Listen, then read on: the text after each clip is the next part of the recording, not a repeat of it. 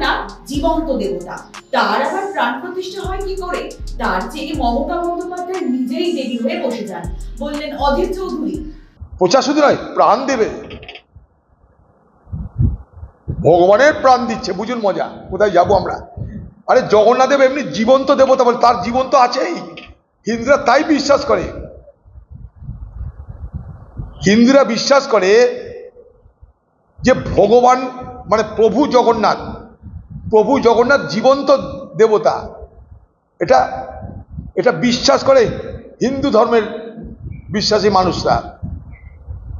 তার দেহ তো পূর্ণ হয়নি, দুটো হাত নাই, দুটো পা নাই, দেহ পূর্ণ হয়নি, তার দেহের কাজ বাকি আছে।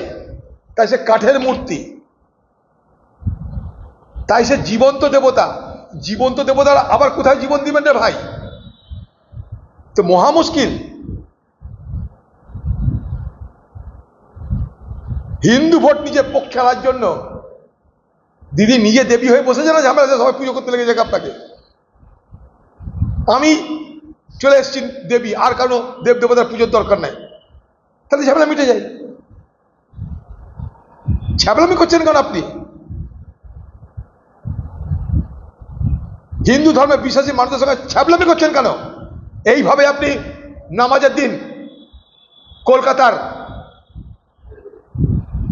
রেড রোডে যে জামাত হয়, সেই জামাতে গিয়ে নখড়া করেছিলেন আপনি কেন? কোন অধিকার আছে আপনার জামাতে গিয়ে নেতৃত্ব দেওয়ার?